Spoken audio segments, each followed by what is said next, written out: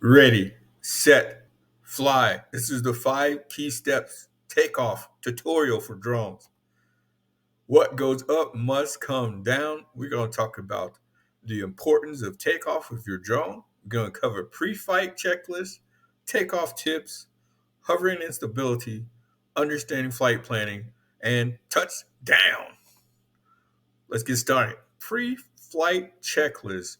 The pre-flight checklist is the most important thing because hey, you might think you know what you're doing, but it all happens to us. Sometimes we leave things.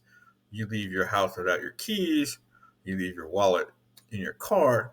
This is the same thing when it comes to flying drones. The first thing we want to do is to make sure we have everything operational, ready to go. You're going to check battery levels. You're going to check to make sure the propellers are in good condition. Verify the remote control. Also, verify that the remote control that you have is charged. You're going to check to make sure that your GPS signal is calibrated. And you're also going to inspect the surrounding areas. That way, you know what you're flying around. For smooth takeoffs, there's a lot of different factors that come into play. One is the weather. Make sure you know which direction the wind is going because that affects the takeoff of your drone. No matter the size or the speed, make sure you're using a controller to check the left stick. That usually is your throttle to make sure it pushes the drone up for liftoff. Also, you want to stay in line with the wind and you want to watch out for windy conditions that change. For example, wind gusts come from nowhere, or if you're flying around buildings, the wind patterns change. So just be aware of that. You're like a weatherman and a pilot at the same time. Practice hovering before takeoff. This is one of the key things as a beginner to focus on. Practice. Fly at a low altitude, somewhere safe. That way you can see how your drone reacts. Usually you can set up some cones or you can be able to set up like an obstacle and kind of practice the box. You fly up, you fly left, right, back, and you can make a box or a circle. Have fun with what you do, but practice, get familiar with your controls, what does what, and that way you can have a better flying experience and you'll be able to learn a little bit faster without avoiding crashing into something while you're practicing. So start low and then go from there. Understanding flight planning. This is one of the hugest underestimated thing. You get your drone, you put it in the air, but where do you go next?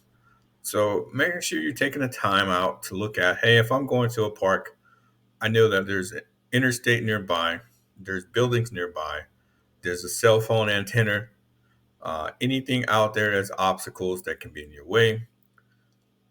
And it looks different in different ways. So if you see the visual cues of having landmarks, i.e., the picture with the river, that way you it looks different from the map that you see. Or if you go to Google, it looks different. So just be aware and understanding how to fly your drone, understand the path that you're going to take, and what's the objective of you flying. You have to be able to accomplish the mission. It's just like planning for a road trip. You got to know where your point A to point B. If you're just going to go out there for fun, just make sure you have a plan in the head. That way you can be able to be prepared. So, yep. Choose a landing spot. This is a big underestimated idea, but you need to make sure you know where to land. Some of you may have a landing pad. I would recommend you invest in getting one, but that gives you an opportunity to have a flat surface that you know is free from rocks and debris that can get in your way. Even grass. One time I flew my drone and the grass were tall. It was stepping into the blades, so it kind of affected me landing my drone safely. So invest in a pad or select an area that's flat, i.e., a concrete surface, anything that will be able to give you a proper landing. Guess what? Sometimes your battery's running low and you might not have enough battery life to get back to your original spot, and you might have to do an emergency land. So please take that in consideration when flying your drone. That's why awareness is critical and avoid obstacles that are around your way. So doing a terrain assessment and checking the obstacles that you can avoid, like buildings, power lines, bodies of water, something that you don't want your drone to be damaged with. I'll just take that into consideration when choosing a landing spot. Next, but the small details of flight record keeping. Yeah, you flew your drone 10 times this week, but where did you go? How long did you fly? So use this as one of the key things as drone pilots. You're just like the pilot, and when you go to the airport, they have to keep records of flights. But guess what? The FAA may call you one day to see, hey, were you flying at this location at such and such time? It's important for you to have your records to be able to say, oh, that was not me. I was flying on this day at this point. So keeping records, what I use is Air Data. I'm not sponsored by them or anything, but that's a good way for you to keep all your records online. It's easy to track, but there is logbooks that you can order to record it manually. That way you can say, hey, you know what battery is good, how long each battery lasts.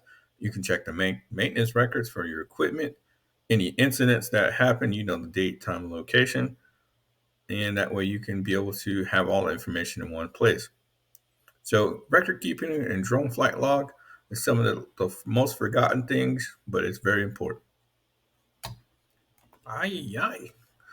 And last but not least, rewind. So that was a quick overview of pre-flight checklist, getting your drone ready for takeoff. We talked about takeoff tips, lifting off like a pro, check your sights, do a recon, plan, check your batteries.